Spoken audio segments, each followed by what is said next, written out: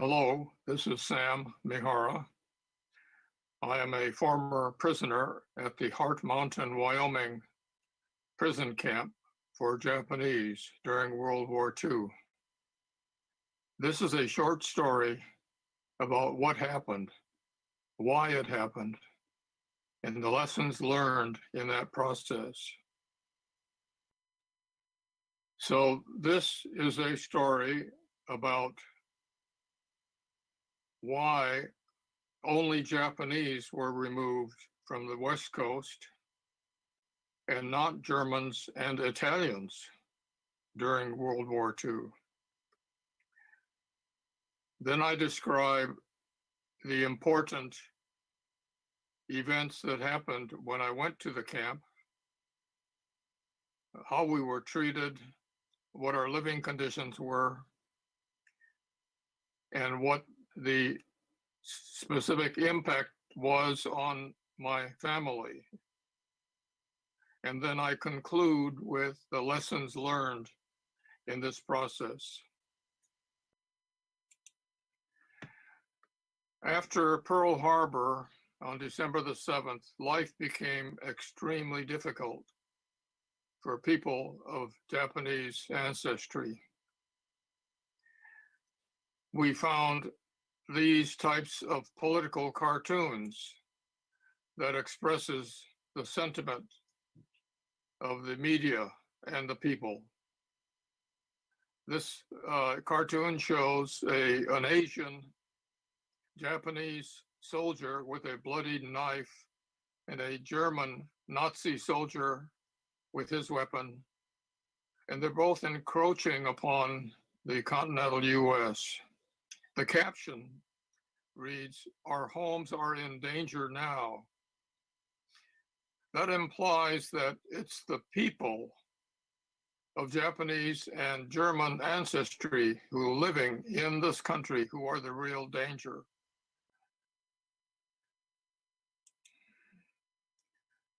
President Roosevelt made several good decisions, but he made one very bad decision.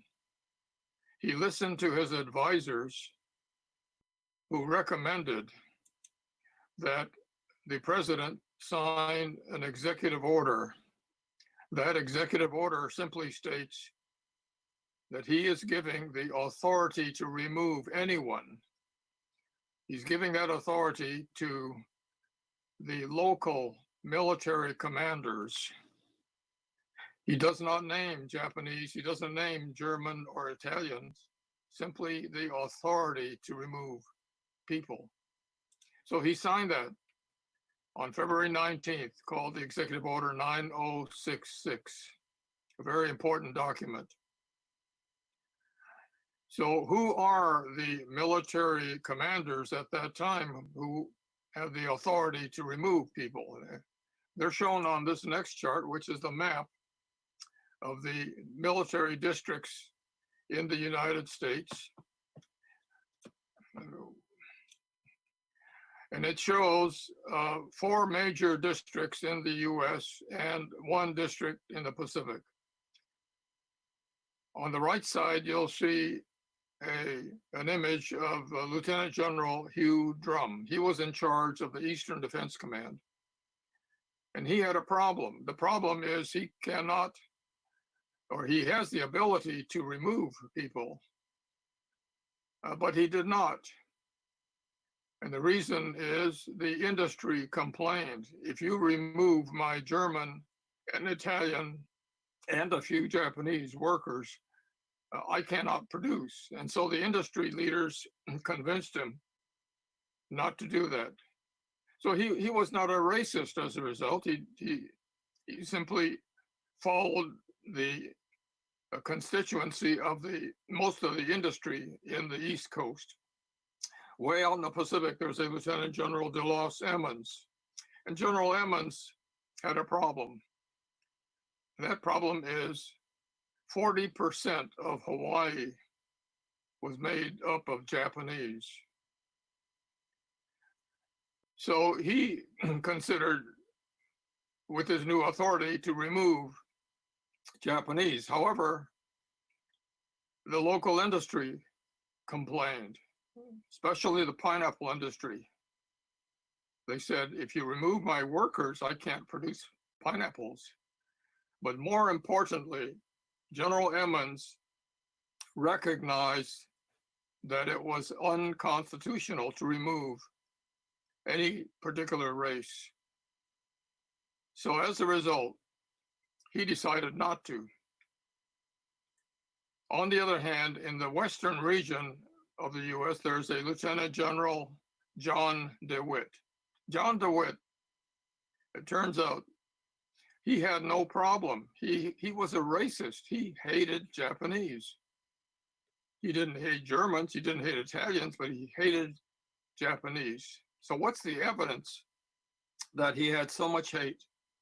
Well, as one example, he ordered children who had mixed parents. In other words, they were children of mixed parents, mixed race, and he found them in orphanages, and he ordered these children to a prison, removed from the orphanages. Here's a photograph of the children that were removed and placed into the prison camp at Manzanar, California. Look on the third row carefully. You'll notice these babies being held by guardians. All those espionage agents and saboteurs, without question, they are suspicious and they must be placed into prison. But that's how inhumane and biased that General DeWitt was at that time.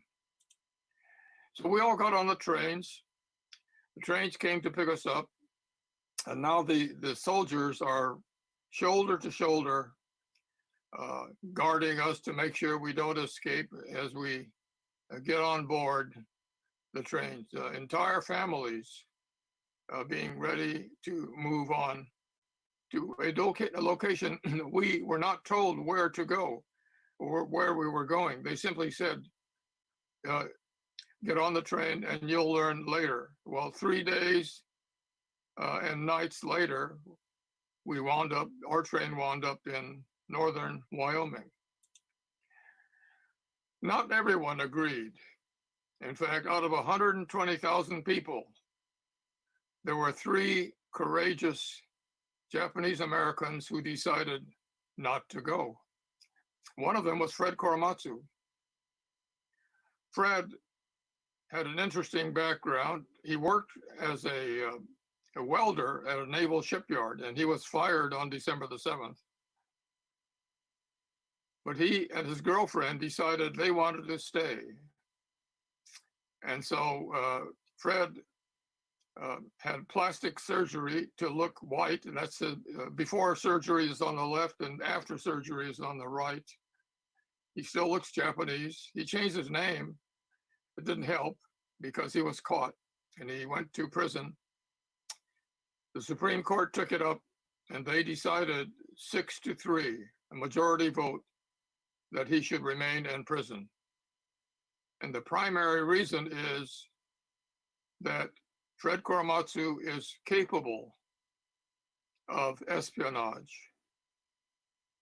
And this country must protect against espionage.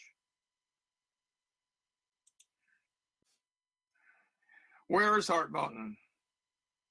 Well, for those who've been to Yellowstone in Wyoming, you're very close. In fact, the Heart Mountain location is about 50 miles east of Yellowstone. You see the little town of Cody, and that held about 2,000 people. On the right, upper northwest is, northeast is Powell, Wyoming, held about maybe 1,000 people. And Heart Mountain is the name of the mountain, which is halfway between the two towns. In other words, 15 miles away from the town of Cody. And the government decided to build this prison camp in that location in Wyoming. The plan was to build a large facility up to about 30 blocks, uh, and each block had 24 barracks. Each barrack had an average of 25 people. There were plans to build 3 schools. The government decided to build the high school, but they stopped building the 2 elementary schools. And the reason was the local people in the area asked the government, why are you building new schools for prisoners when we who are not in prison don't get new schools? So the government stopped building any more schools beyond the high school. So here's a picture of the mass of people that this is only a small portion of the 10,000 people that were sent to the Heart Mountain camp. Here's a picture of the assembled facilities. I remember this scene when I got there. There's the Heart Mountain in the background. The name Heart Mountain comes from the shape, overall shape of the mountain, which is like a heart. On the left, you see these rows of barracks, some 450 barracks, all identical in design. On the right side, you'll see the perimeter, the barbed wire fence, and you'll see the guard towers. There's one right here in the foreground, way on top of the hill. There's another guard tower. There were 9 of them. This slide is the most revealing of all of the security in the facility. On the picture on the left shows the guard with his weapon. He's standing on top of the guard tower with a weapon pointing in toward the barrack. The middle picture shows the details of the guard tower with the floodlights pointing again toward the people inside. But on the right side is the most telltale memory of what happened, and that is signs along the perimeter of the camp. It said, stop, in Japanese and in English. Do not cross this line, or you can be hurt and shot. That defines a prison, that we were held under threat of bodily harm and possibly being killed if we try to cross and escape. The barracks looked like this. There were 6 rooms in each barrack. Each room was a little bit different in size. The one on the ends were the smallest, 16 by 20, and that's for couples or maybe a couple with a small child. The second room is the largest one, 24 by 20, and that held up to 7 people. And the 2 middle rooms are identical. They're 20 by 20, and that's for a family of 4 people. And that's our family. We were in this one room, which is 20 feet by 20 feet. Here's a photograph of the family. This was taken roughly about 1944. That's me in a white shirt, my brother with a sweater. Standing on the left is my mother and her 3 sisters. They're my aunts and an uncle. The photograph was taken immediately in front of our barrack. The toilets were embarrassing. I remember going into the toilet, and this toilet serves 300 people, and there were no partitions. Very, very embarrassing, but we had no choice. The food at the start was really unappetizing. If you'll look closely, you'll notice there's bread on the plate. There's potatoes in the saucer. Inside these large saucer were pickled vegetables. Inside the pitcher was powdered milk. You notice this kid here is not eating. I don't blame him, because that's not the kind of food Japanese ate in 1942. We love rice, we love fresh vegetables, and we like a little bit of poultry for protein. and some eggs and whole milk. So as a result, the farmers in the camp uh, restored or actually converted the desolate countryside, sagebrush covered countryside outside the camp into farms. And by the end of 1 year of very hard work, we were able to eat the kind of food that we were more accustomed to. The first winter was horrible. I remember it got down to minus 28 degrees, and we were forced to walk to all of the facilities. We had to walk to our school in this blizzard, howling winds, 50 miles an hour, horizontal snow and ice hitting your face at minus 28 degrees. It was miserable. We had a hospital, but by name only was it a hospital. All it was 17 barracks connected with a corridor. And our family had some serious difficulties. I had some problems, but more severe was my father. He had a glaucoma of his eyes before he went to the prison camp, and he was being treated in San Francisco by a specialist who maintained his eyesight. But once we got to Hart Mountain, there was no such skill available. And my father wanted to see his specialist, but General DeWitt would not let him go back to San Francisco, even for a medical exam, and try to take care of his eyes. As a result, my father went blind in camp, never saw again once he entered. The worst case of all was my grandfather. He died in camp. Oh, that's my father learning and reading and studying Braille after he became blind. My grandfather died in camp. We had a funeral for Grandpa, and that's me in a white shirt, my father on my left, on my right, and Grandma with the veil is on my left. I thought something was strange because I watched him as he was going through cancer in a matter of like a couple of months, a very short time. He turned into skin and bones. He lost a lot of weight. He looked like a Holocaust survivor, but in the US. And I thought that was strange. So I looked at his medical records and I found out that they were denying him food. They had given him no intravenous feeding. In fact, they kept his system clean by having him take a laxative for cancer.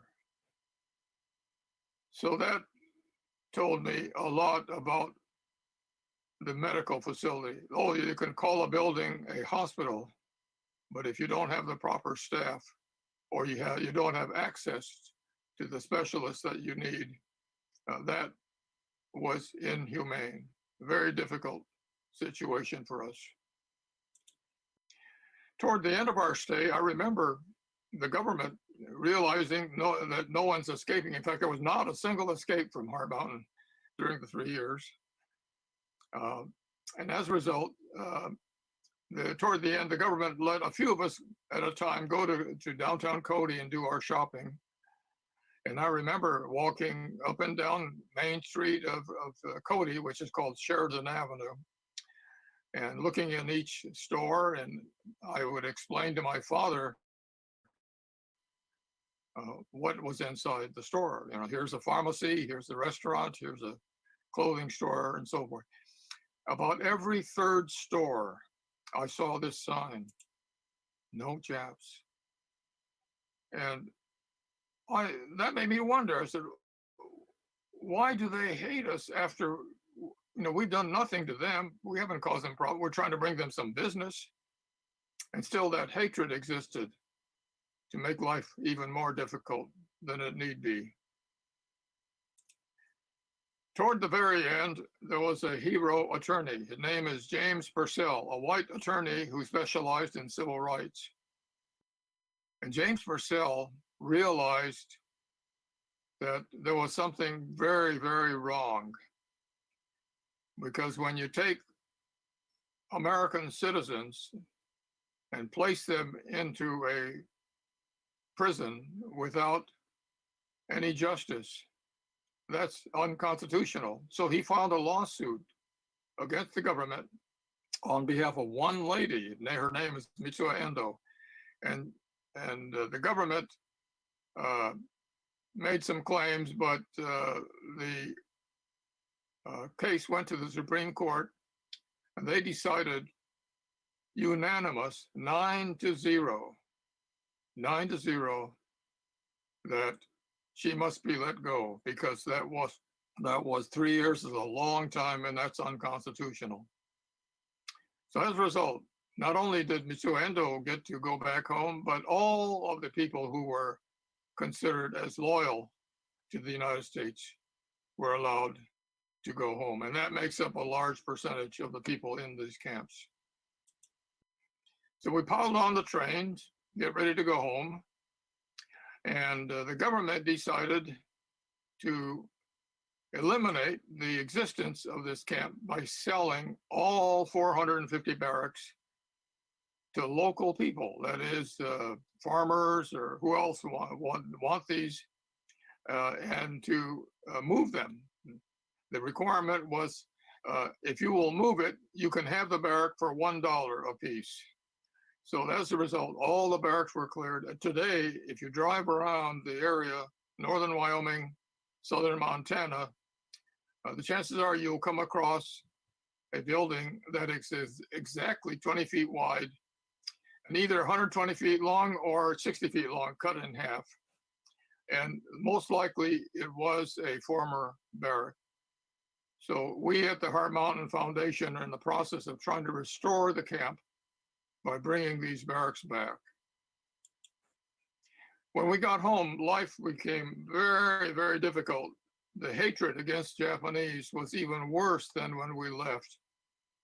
And we were greeted by these kinds of signs: don't stop and come back home, keep moving. So that is a perfect example of racial hatred continuing to build, this hysteria continuing to build throughout. I remember going to the storage facility that held our stored goods, and it looked like this.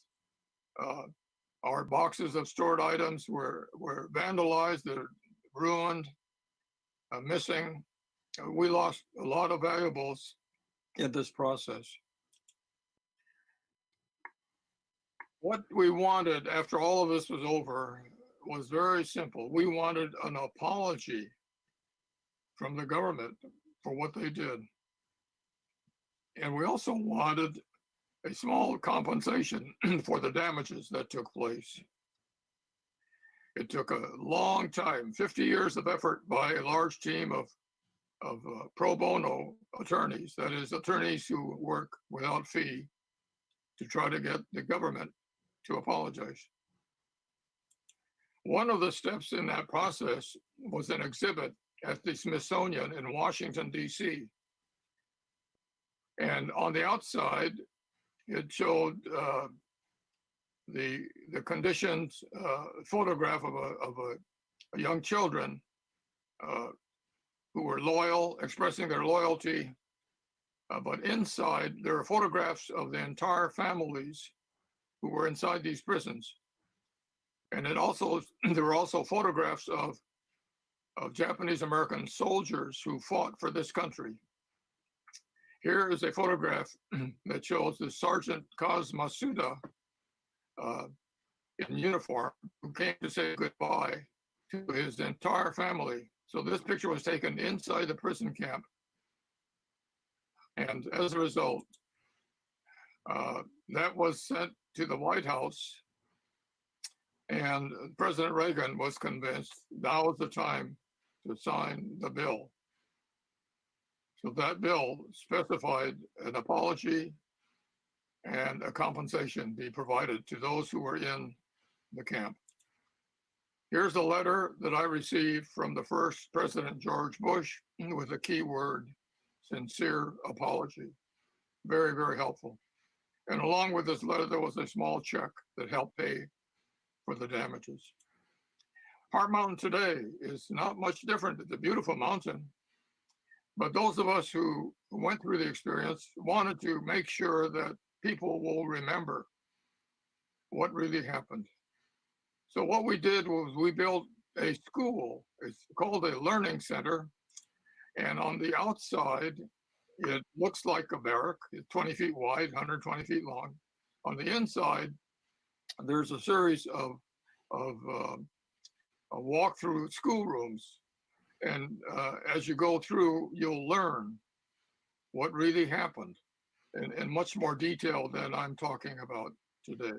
And this is open all year round. We see visitors all year round. One of our most popular visitors is school children. Here's a group that came in for a day and they learned what happened.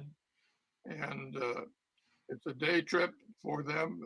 And it's a very, very useful function. So I'm sure that these young people will never forget what happened at this lonely place in Heart Mountain, Wyoming. I want to conclude with a point. Why do these camps exist? Well, I told you there were three reasons. The first was racial prejudice. That was clear with the political images of the hatred, especially that happened during the early 1942 period. There was mass hysteria.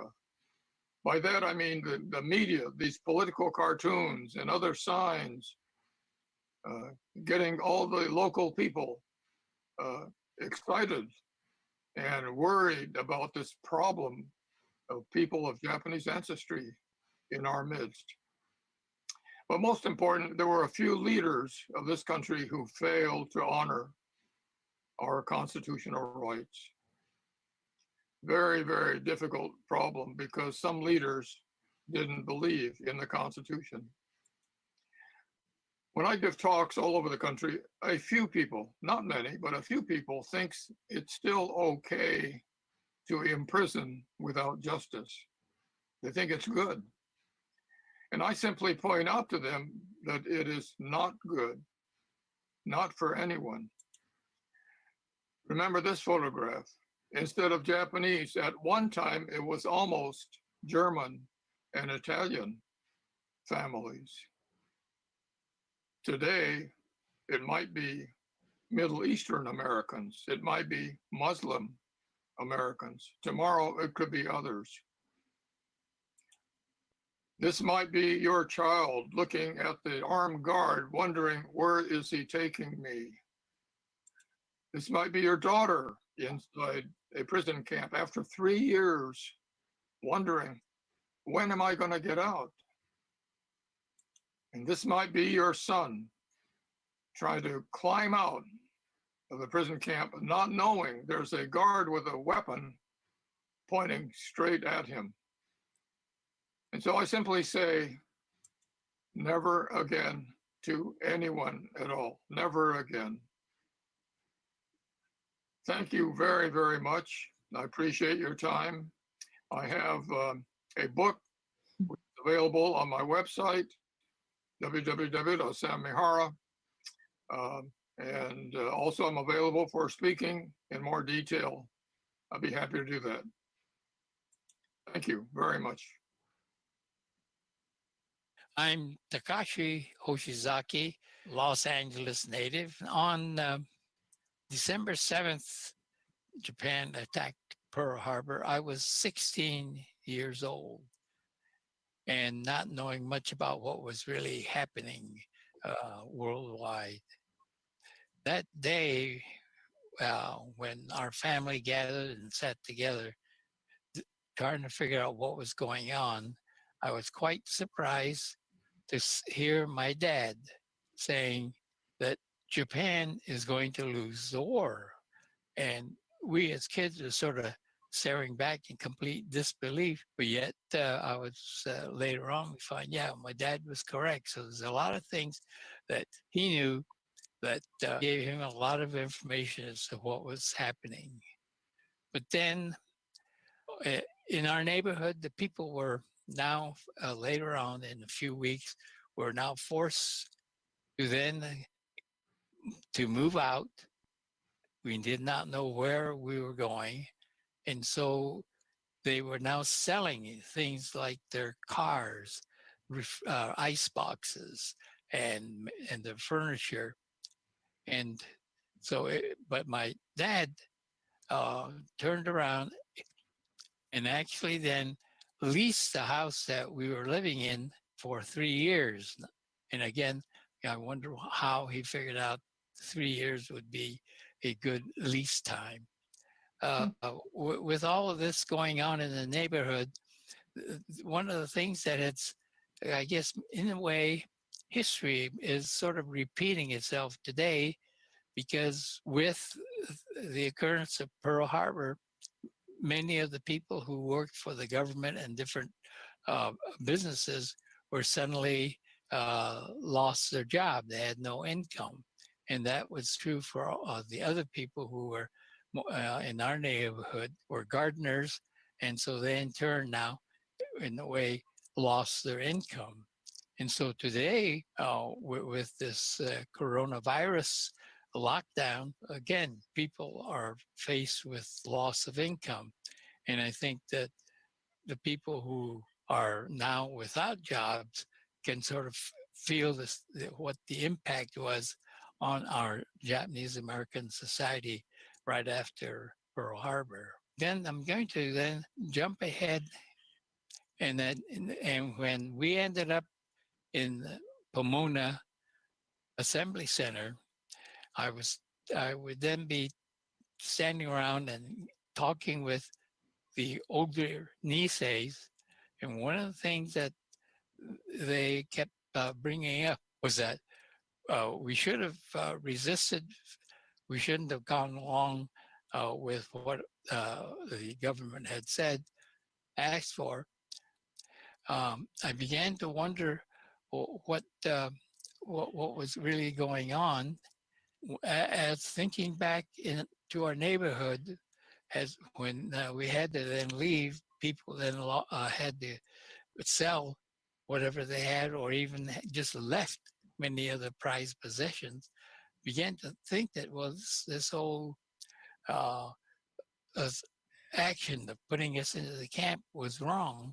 I then wrote sort of a bitter, complaining letter to my homeroom teacher, telling what how I had felt.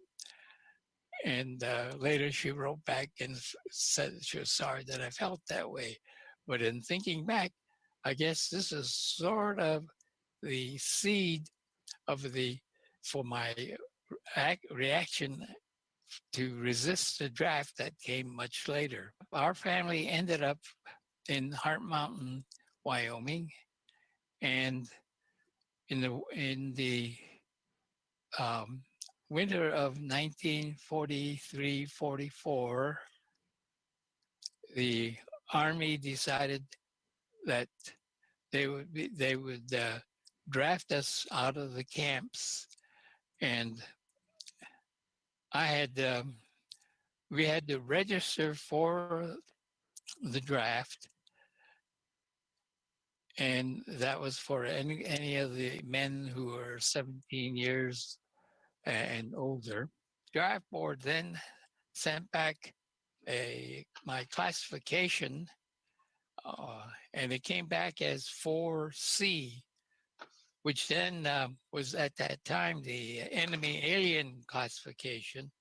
And so I said, well, that's kind of a strange way of putting it.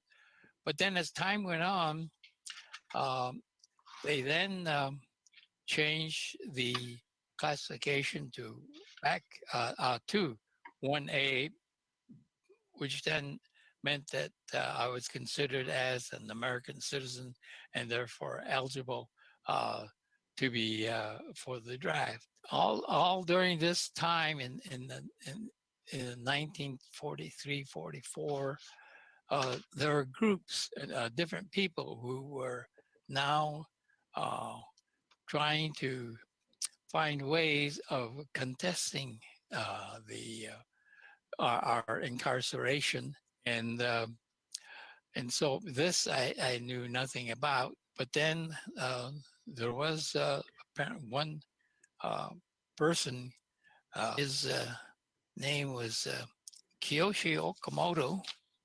Um, Kiyoshi uh, was then an older person. Anisei uh, was trying to tell the people that what had happened to us, being put into the camps, was wrong. That the government had uh, basically not followed the Constitution. He called himself, because no one, he was by himself as trying to tell the story. And so he called himself the Fair Play Committee of One. And they began to draft the people out of the camp. Uh, there were different groups now trying to see if to bring about possibly a suit or bring it to court using now the um, a resistance to the draft as a way of ending up in court to test the validity of keeping us, putting us into these camps. There are many groups that, well, I would say that the one group in Hard Mountain uh, had were holding meetings, and they apparently got together with Kiyoshi Okamoto, and then they adopted the title of a Fair Play Committee. And now I guess the people says, well, we are now a Fair Play Committee of many. And with this, they were formed the group, uh, passed out, distributed information as to what the suit or how we're going to contest the drafting, and also use that as a means of getting into court the situation that here were uh, people being held in a uh, incarceration in an internment camp. As the drafting of the men from the camps continued, there were a few of us who then, upon receiving our draft notice, decided that we would not respond to the request. That was really the first step, the physical examination. So I did not respond to that. And while at that time, I was working in the engineering department at the Heart Mountain. People there uh, found out that I had refused to answer the draft call. And then a couple of weeks later, one of the workers approached me and said that they didn't think that it was kind of really not work there, because one of the administrator's son was recently killed in the war. So with that, I quit working. And then I guess a week or so later, um, then this was sometimes after I had refused to uh, answer the draft call, I guess it was the FBI or the local marshals anyway, they came by and picked me up early in the morning, and ended up now in being questioned about my supposed activities, and oh, who I had talked to and so forth. But as it was, I made my decision without talking to anyone, and so basically I was just doing it completely on my own. But then they were apparently, the authorities are apparently trying now to find evidence of who were the members of the Fair Play Committee that were now pushing, uh, and actually in the final statement said that we would now fight the draft as a means of stating getting back our civil rights. At the time that I was arrested, um, it was interesting that my mother handed me a uh, I think, a notebook and a pencil, and I didn't think much about it. But then, as I sat in the county jail with nothing much to do, I then began to write down my different uh, things that was happening to me.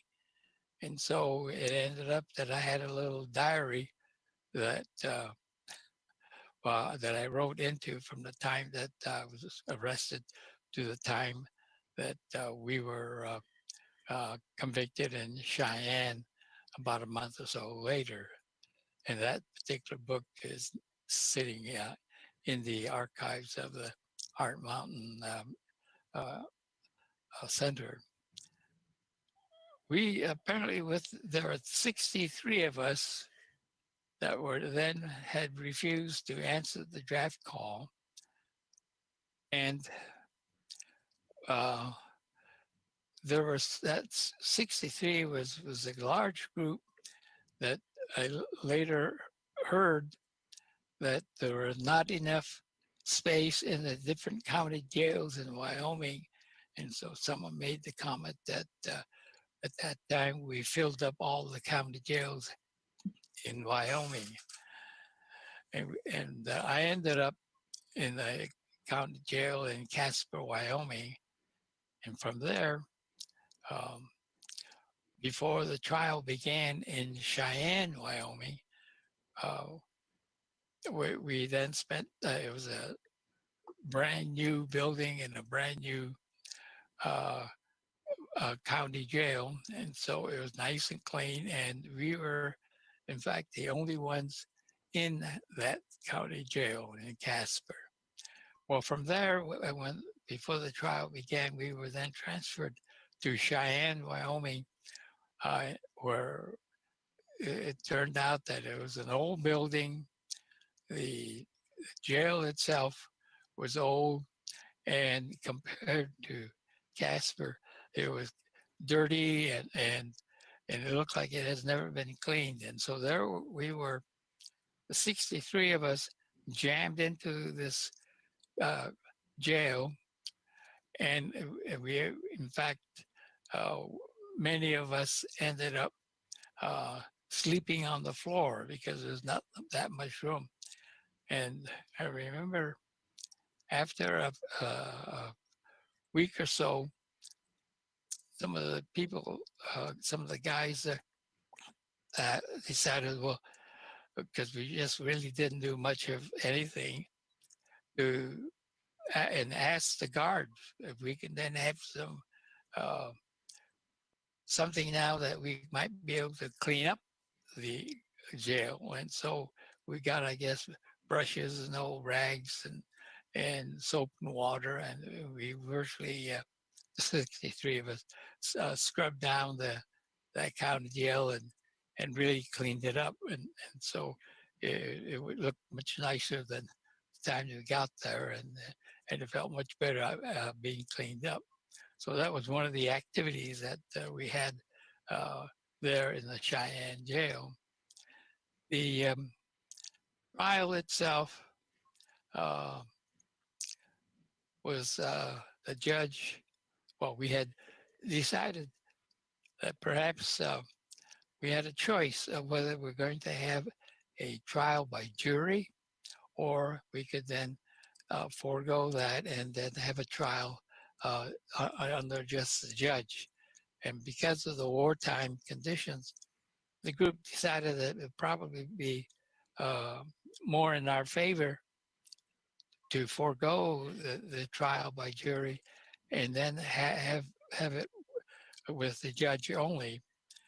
Well, that turned out to be a bad show because later on we found that I guess it's Judge Kennedy was uh, was really a racist, and later on in a book by Dr. Eric Muller, uh, uh, Eric was able to then write about all his racial attitudes, and so in our choice of not having a trial by jury was a bad one. But anyway, we ended up being uh, well. Let me go back a bit. The the trial that we were basing our defense was on the fact that we were now incarcerated in a concentration camp, and uh, so my understanding was that some of the people had information that um, the selective service did not apply to anyone being held in a jail. So that was one of the points that we wanted to bring out, and also the fact that we were placed in a concentration camp itself. But the judge and uh, did not even consider that particular point, and the only consideration was uh, did we or did we not answer our draft call, and so that was the only point that was in contention. So since we did not uh, answer the draft call, yes, then we were guilty. Well, and then sentenced to 3 years in a federal penitentiary. Uh, Later on, I found out that most Caucasian draft resistors would receive sentences about 6 months, a year, and maybe at the most 2 years. Here we received 3 years. The total by law was 5 years and a $10,000 fine. But we were then uh, given a 3 year sentence, which is on the basically on the high side. So I guess the length of the sentence was given to at least um, defer or keep anyone from thinking of not answering the draft calls a little bit to think about at the time. We were then transferred from the Cheyenne, and there were so many of us, there's 63, that our group was then divided by age. So we had an older group, which I think was around, well, about 30 or so of the older people, older men were then sent to um, the Leavenworth Federal Penitentiary in Kansas, I believe. And then the rest of us, the younger guys, were sentenced to McNeil Island in in the Puget Sound in the state of Washington. I went by train, and it took us about 2 days to get there. And when we arrived, uh, McNeil Island Penitentiary was on an island, and which was just south of Seattle, Washington, and so we took this boat ride over to the prison, and once there, uh, we were then processed and permitted to be with the rest of the prisoners at the main prison on McNeil Island. While there, I found a sort of a course in mathematics by a Filipino, and he was an engineer, and so he taught this math course. It turned out that I found that I think he was then, for my information, uh, sentenced to life in prison at the time for spying for the Japanese. Hmm. But then he then went ahead and had this course that he taught. Well, after about a month or so in the main prison, we were then transferred to what was called a low security farm outside on the island of where McNeil Island. The facilities there was completely without barbed wire, without locked doors, and living there was almost like living in a college dormitory. Transferring out there, I thought, well, I'm going to then not be able to continue my math course with this Filipino uh, prisoner, and find out that, oh, well, he'll do it as a correspondence. And so I continue with my uh, studies with him. And so completed 2 years of math that was virtually on the college level. So that really helped me out later on. But then the more interesting, and I think for me more educationally, was actually meeting and really talking to the other inmates in the prison at the farm on McNeil Island. We had conscientious objectors who were uh, mostly, well, I would say all well educated, and many of them uh, at the university or level or beyond. And then I guess in the conflict with Roosevelt's uh, uh, financial rulings had ended up, they were bankers that ended up in prison. We then had individuals who were, I would say, mostly blacks, who then were uh, uh, uh, people that are in prison before for some of the, I would call it as the criminal activities that they had participated in. And then we also had uh, individuals who I guess at that time uh, would be, say, intercepted and trying to cross the border into the United States. And they ended up, uh, and I guess they're mostly Mexicans at that time, ended up in prison. And so we had this huge, wide spread of individuals from the different types, different uh, parts of society. And we also had two Alaskan natives who were then lifers, apparently because of some um, tribal conditions, I'd say. They had to apparently might have had to revenge a wrongdoing, and I guess I never really got to all the information. Were in there for life for apparently uh, killing a person. But these two were some of the nicest people that I've ever met, and so I got to know them very well. But then, oh, I also then befriended many of the prisoners from the black group, and then to find out, one of the first times that I really got uh, close and to what was going on, and they would tell me how uh, at that time in the because we were still in the depression era in the 30s, late 30s, that they said that they would then stand outside these big, at that time, one of the earlier style supermarkets, where they have the grand opening, and with the grand opening they would then be passing out free food for the people to try.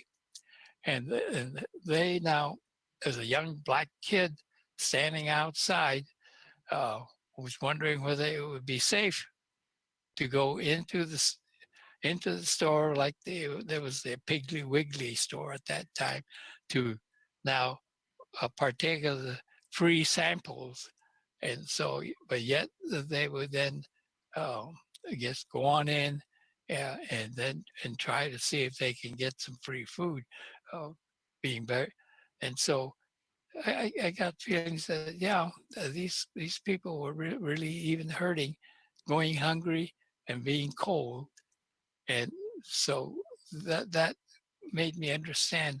And even today, I can see that um, these conditions are still in existence.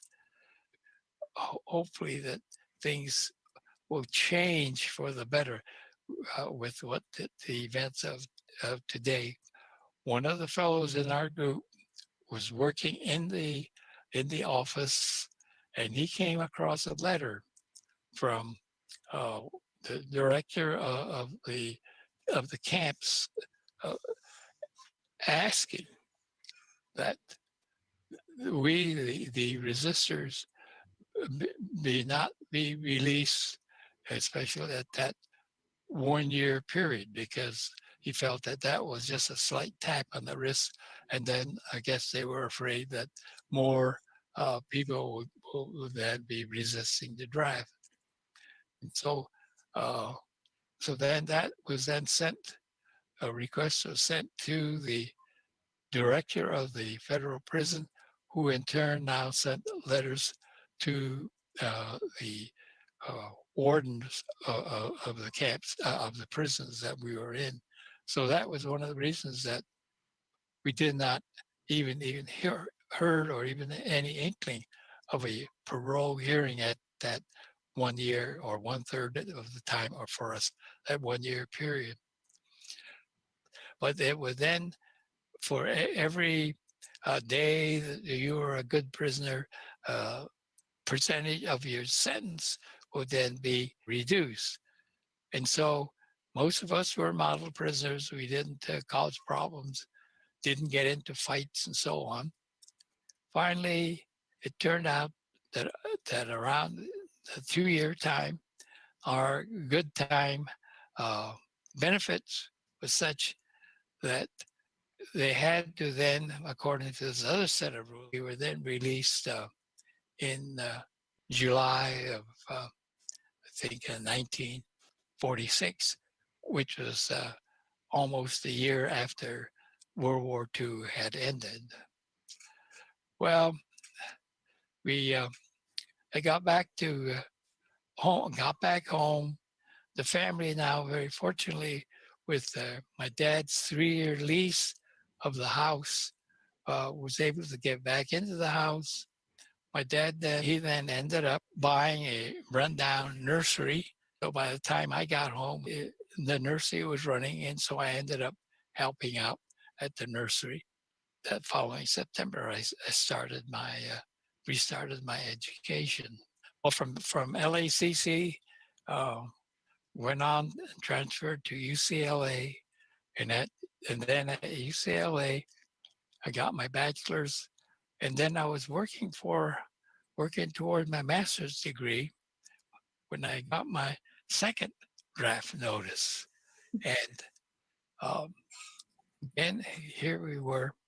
I thought, well, we had stated in our resistance in camp that if we would release the families, let the families go home, and then give us our civil rights back, that we would gladly serve um, in the army. President Truman had then pardoned all the draft resistors, so we were now had our citizenship back, which then made us eligible for the draft. And so everything that we had requested as a protest while we were in camp has now been, in a way, uh, answered. And so I then ended up being drafted, going into the army in I think June of 1953. The Korean War was still on. Very fortunately for me, during my basic training period, the ceasefire was agreed upon. And so at least then I was spared the possibility of a part of a shooting war. I was then getting a degree in botanical sciences, and also it turned out that within the group in the botany department at UCLA, there was a group now, and one of the big things at that time was uh, plant beginning of the plant hormones. We had one hormone called indolacetic acid, which was still being used today, which then uh, would hasten the formation of roots. And so, but also at that time, not only after the Korean War, we then had the Vietnam War, in which those particular defoliants were then used to cause the leaves of the trees to fall off so they could see the enemy down below hiding among the vegetation. Well, that the group in UCLA was working with at that time, 1953, with the place called Camp Dietrich, which was in Frederick, Maryland, and it was the Center for the Chemical and Biological Warfare Center. And so from, and I sort of reminisce back and says, yeah, here in 1943, 44, I was considered as a 4C enemy alien. And then now in 1953, some 10 years later, I was then eligible as a participant in a top secret military installation. I says, wow, it says, what would have changed that had occurred in those 10 years? Well, it turned out that while I was assigned to Camp Dietrich, I had a grad student friend, Wally Ernst, who was also drafted at the same time. And I guess both of us were destined for Camp Dietrich, but then he ended up in Germany, and then I ended up transferring out to a station hospital in Texas, in Fort Hood, Texas. So anyway, it was kind of interesting as to see what had transpired. And then after my time in the service, as I was uh, being discharged, I heard the talk of a GI Bill. And so I said, Sarge, I said, what's this GI Bill? I thought that was just World War II. And he says, no, GI Bill is still good for the Korean vets. And I says, oh, so that meant as a GI Bill, 4 years of college help. Talked it over with my wife. I was then married and already had one child. That I would then go back to UCLA and take advantage of the GI Bill and and hopefully now work for my PhD, and which then did work out. So I ended up now from the Army 4 years later or 5 years later, with the help of the GI Bill, with a PhD degree in my hand, and this in turn now opened up quite a large area for me.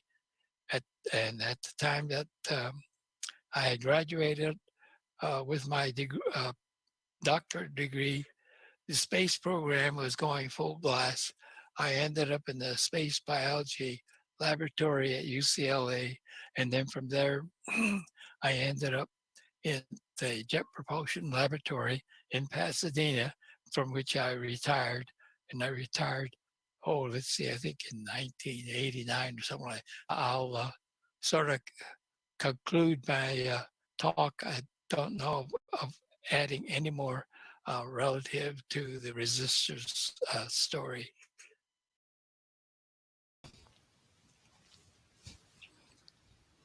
Thank you so much, Sam and Takashi, for sharing those stories with us. I know we'll have some questions from folks who are following along the live stream, but just to get us started, I have a question for each of you. So Sam, first, now you are a national speaker. You travel all over the place telling these stories and talking about your experience and your family's experience of being incarcerated.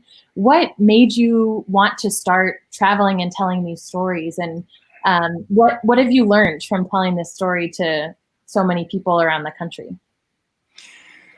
Well, to answer the question, I really began when I got a call back in year roughly about 2011, about 9 years ago. I got a call from Heart Mountain.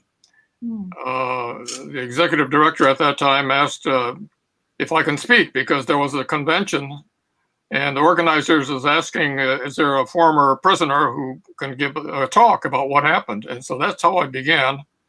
And I had retired from Boeing. And now I had time. I wanted to do something unusual and different. And I thought, well, not too many of us can talk about what happened because a lot of people have either died or they're very senior in age. So as a result, that's how I began. And I've been all over the country, and I thoroughly enjoy it. And that's what motivates me to help educate people who really don't know much about what happened and why it happened. And of course, always trying to conclude on, could it happen to other people? And very, very satisfying experience having to do that. Yeah, and did you have to do a lot of research when your talk has so much history in it and so many details about your family, but also about what was going on outside of your own experience? Did you do a lot of research to put together this presentation? Well, the personal aspects, what I remember, that was easy. I just, I can't forget so many events that happened during camp, but what was relatively new to me was a lot of the legal steps that were taken. I really hadn't heard about Korematsu back in 2011, and I hadn't heard about a lot of the major events that happened along the way, and so yeah, I had to do some homework. One of my challenges was to speak at a lawyers' conference, which was interesting because I like to start my talks with a question: how many of you have heard about these camps? And then the second question is, how many of you heard about Fred Korematsu? And to my surprise, on that first conference of lawyers, about 92% had never heard of Fred Korematsu. Wow. That was almost shocking. And so I thought to myself, well, this is easy. they know a lot less than I do, which isn't much, but that's okay. And that's how I began. And I had to fill in, certain things that I really didn't know much about. But I think it all dovetailed together, worked out okay. Yeah, that's great. Thank you. And Takashi, you talk a lot about being a resistor and your experience leaving camp. Can you tell us more about your response to the loyalty questionnaire and maybe how you felt when you first read those questions and how you responded to questions 27 and 28? Yeah, well, I like question 27 and 28 out of the 30. 27 had to do with rescinding your loyalty or to the Emperor of Japan, and that was not much of a problem there. And I says, no, yeah, certainly I would forego that. But then coming to, I think, 28, there that asked whether I would be willing to serve in the Army and be sent in any place. But the thing that a little puzzled me was that now if I answered a yes to that, would I be volunteering for the Army? And so I decided, well, not to be on the safe side, I answered no, that I would not be willing to serve wherever they would send me. And so then I guess in the question answering was a no yes, so I became a no yes boy, which think many people only think of being a yes, yes, or a no, no. So they end up, then I had to point out to the people that no, because they had referred to the resistors out of Heart Mountain as the no, no boys. And they said, no, I think that's incorrect. They may have to look at each individual's response to question 27 and 28. Right. And you said you didn't talk about this decision with anyone, but did you explain to your family afterwards, when you were, not going to your physical or when you were getting arrested? Did you explain to them your thoughts, or did they just accept what you had done? Yeah, they didn't talk about it even after, even from the time that I did not report until the time they picked me up. No, and even after coming back home, that never. I guess we were just too busy recouping, and so we never even really sat down and talked about what had happened. So I think in some cases, I think the family might be surprised to hear the story of what had happened to me in those periods. Yeah. And you talk about the notepad that your mom gave you, Takashi. Have you read that since? I know it's in the Heart Mountain archives now, but did you read it? Have you read it in the recent years? Not recently. Several years ago, and I can't pinpoint how long ago it was. We had Paul Tsuneishi and Frank Chin were at the time very active doing interviews and so forth. So at that time, they had asked about what I had done, and I mentioned about doing writing having this little notebook and writing into it, and I don't remember all what had happened, but eventually what happened was I had to turn around and see where is that notebook. I did find it, and so Paul Tsuneishi then took that notebook and made photocopies of each page, and then he actually then had it all typed out. And so we now have the typed out version and plus a photocopy, and then the book itself. And eventually, well, then I turned it over, and it's now sitting in the archive at Heart Mountain. And so it's the thing is that I'm not much of a writer even today, and so what did I mostly write about? It was, well, we had this terrible food for dinner and so on, and this is basically about what I put in, and I was sort of envious of one of the other resistors, and who could really write well, and so I always defer back to the other members. Yeah. Okay. Yeah, but it's good to have those details still, though, of what you did, those little stories. That's great. Sam, I have a question for you from Victor Yamada, who says, Sam, were family relatives in other prison camps, and were you able to communicate the way that other people who were incarcerated in Lordsburg, New Mexico were able to communicate? Yes, and by the way, I know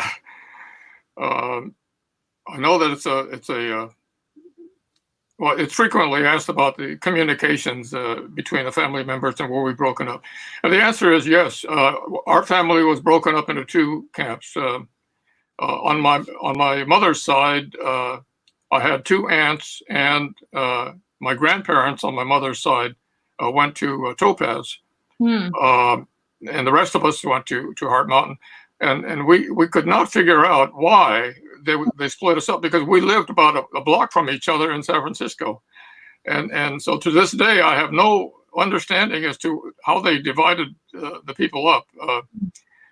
Regardless, that's what happened, and we were able to communicate fairly well. In fact,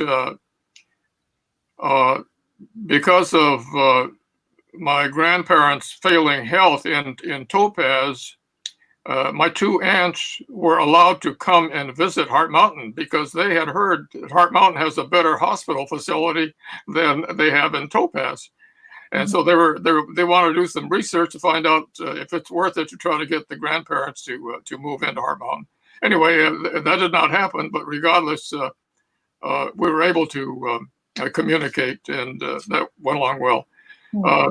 And on the item about did we have anyone at, for example, in Lordsburg, New Mexico? And the answer is yes. On my in-law side, I had a fellow who was at Lordsburg, and my understanding is yes, we were allowed to communicate by way of letters. And so that was, in fact, communication was not a problem at all of the camps. And we would be able to read newspapers and write letters. So that was really not a big problem at all. That's good. Thank you. Thanks, Sam. And Takashi, we have a question for you from Ken Mochizuki, who says, Takashi, how were you treated by your Japanese American community when you returned home as a draft resistor, in particular by the vets? Well, turned out that I didn't talk much about my prison experience or anything, and so many of the friends that I made going back to school knew virtually nothing about my past, and so I did, in a way, I just kept quiet about the thing, and it was many years later that I eventually began to talk more about or certain things that come up, and I would say, yeah, well, in answering a specific question, I might say that yes, well, I was a draft resistor, or the fact that at one time I said, well, I think I broke parole because I went off skiing outside of LA County, and so these are, but. Very little, and it's only been in the last maybe 10 years or so that people ask questions, and people have asked me to talk about my experience. But then after I left the prison, I kept in touch with the conscientious objectors, and so those that I had met at McNeil, we became fast friends. And then one of the individuals was, Gordon Hirabashi spent a few months at McNeil Island. And so I got a chance to meet him. And then even after we were out, because of certain events that we would then get together and find out, oh, yeah, well, you were at McNeil.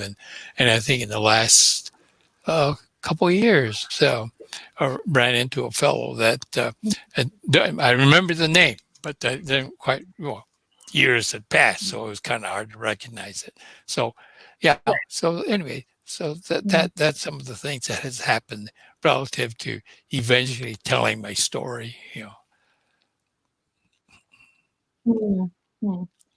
And Takashi, when you met your wife or when you were getting married, did you tell her this story about your past as a draft resistor, or?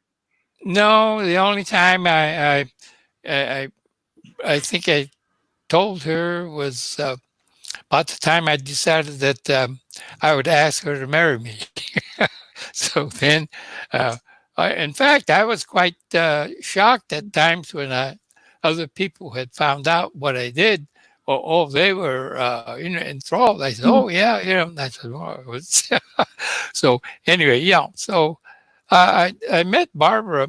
Well, soon after coming back, I started at LACC the following September, and then it was in that and then I was basically, thinking of being an engineer, but with what had happened during the war, and then plus the fact that it would probably be difficult for me to get an engineering job with the background as a prison record. Mhm. So then when my dad was running the nursery business, so I said, okay, I'll learn more about plants so we can help out there.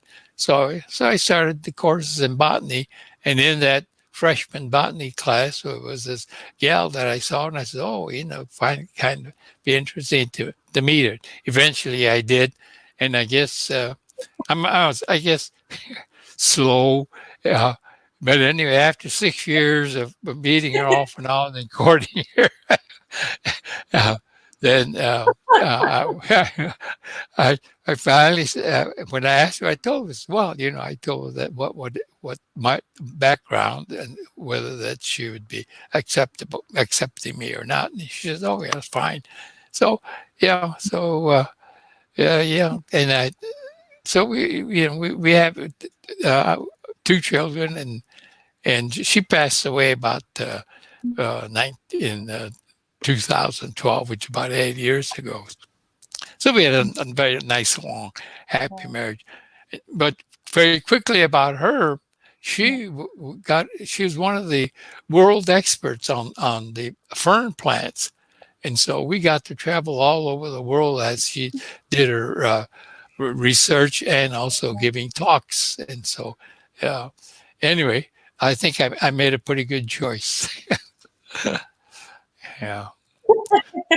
Yeah, it certainly sounds like it. Oh, that's awesome.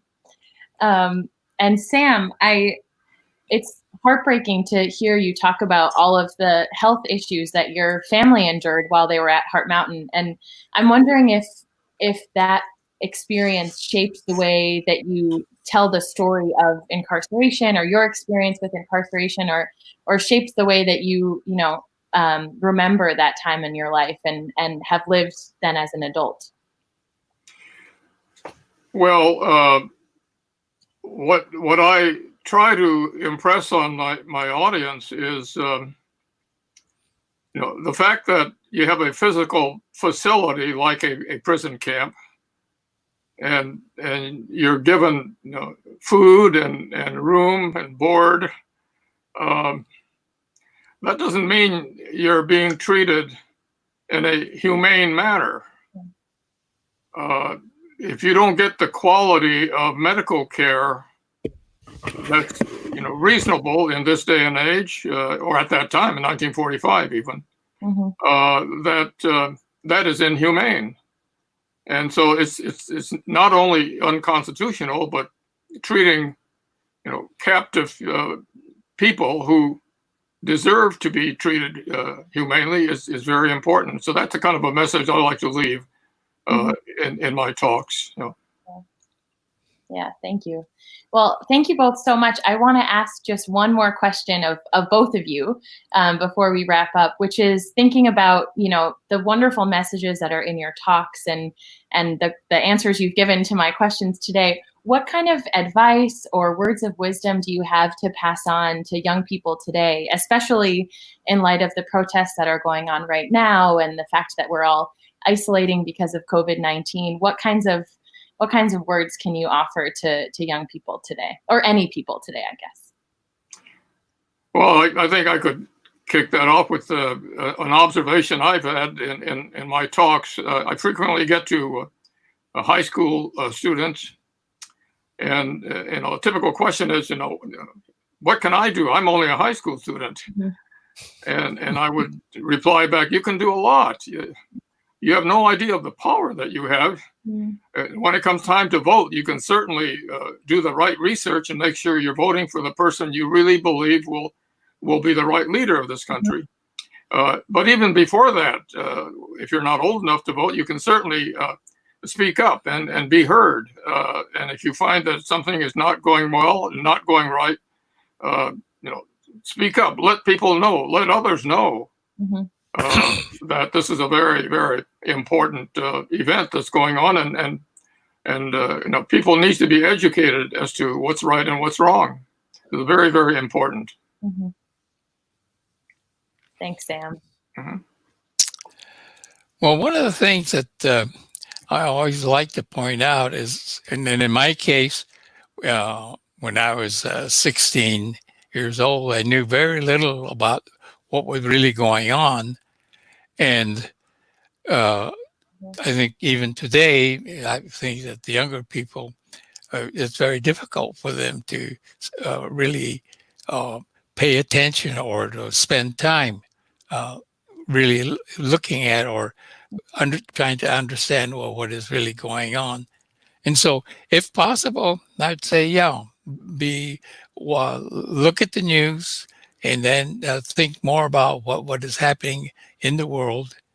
And as you build up your information basis, I think that you can probably or most likely make correct decisions as you go along in life. Hmm. Yeah.